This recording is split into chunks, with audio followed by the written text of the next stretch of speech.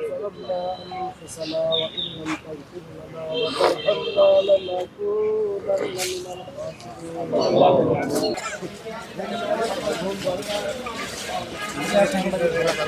আলহামদুলিল্লাহ, আমরা আজকে আনুষ্ঠানিক প্রচারণা শুরু করলাম।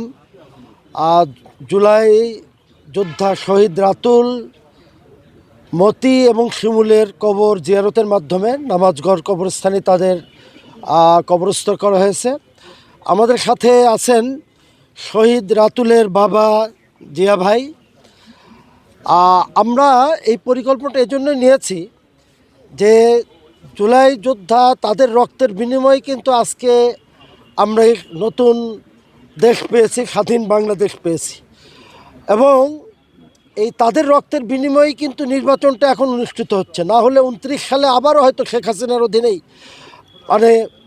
পাতানো নির্বাচনে আমাদের যেতে হতো। এই জন্য আমরা শহীদদের মূল্যায়ন, জুলাই যোদ্ধাদের মূল্যায়ন করার জন্য আমরা এই পরিকল্পনা নিয়েছি। আলহামদুলিল্লাহ, ইতিমধ্যে আমরা তাদের কবর জিয়ারত করেছি। এখন আমরা আনুষ্ঠানিকভাবে জনগণের কাছে যাব। এই 8:30 থেকেই আমার কর্মসূচি আছে, ফাপড়ে আছে, 15 নম্বর ওয়ার্ডে আছে। তো আমরা আপাতত কোনো বাধা প্রতিবন্ধকতা দেখছি না, মনে করছি না, কিন্তু বিভিন্ন এলাকায় বিভিন্নভাবে আমাদের জনগণকে, জনশক্তিকে বিভিন্নভাবে ভয় দেখানো হচ্ছে। তো এটা মৌখিকভাবেই দেখানো হচ্ছে, এখন পর্যন্ত কোনো তারা বাস্তবে কোনো কিছু করেনি, কিন্তু একটা ভীতি সঞ্চার করার ভীতি সঞ্চারের চেষ্টা করছে। তা আমরা এটাকে তোয়াক্কা করি না। আমরা বগুড়ায় মনে করি বগুড়া কারো কোনো দলের জন্য নির্ধারিত নয়। এই বগুড়াটা বরাবরই ইসলামী আন্দোলনের জন্য উর্বর। পাকিস্তান আমল থেকেই বগুড়া ইসলামী আন্দোলনের দুর্গ হিসেবে খ্যাত। এখানে কে নির্বাচন করছেন এটা বড় বিষয় নয়। এখানে আমি সকলকেই একজনের প্রতিদ্বন্দ্বী মনে করি।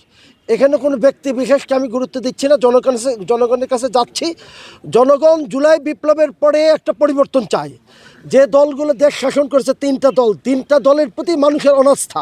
মানুষ নতুন কিছু চায়, পরিবর্তন চায়, নতুন বাংলাদেশ চায়। মানুষ সন্ত্রাসমুক্ত বাংলাদেশ চায়, চাঁদামুক্ত বাংলাদেশ চায়, দুর্নীতিমুক্ত বাংলাদেশ চায়। আমরা আগামী দিনে সেই সন্ত্রাসমুক্ত, দুর্নীতিমুক্ত, চাঁদামুক্ত, মানবিক একটা বাংলাদেশ তৈরি করব। এই আহ্বান জনগণের কাছে আমরা নিয়ে যাচ্ছি। জনগণ আমাদেরকে ব্যাপকভাবে সাড়া দিচ্ছে। আমরা আশা করছি আগামী নির্বাচনে বগুড়া সদর সহ বগুড়ার 7টি আসনেই জামাত বিপুল ভোটে বিজয়ী হবে ইনশাআল্লাহ।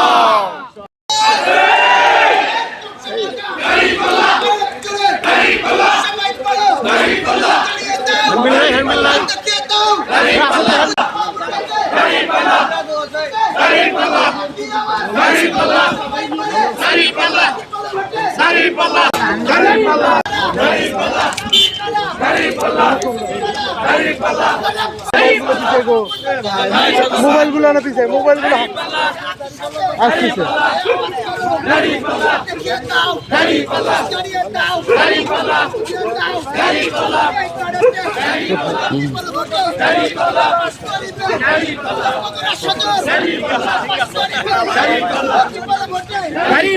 একটু দিয়ে ধন্যবাদ।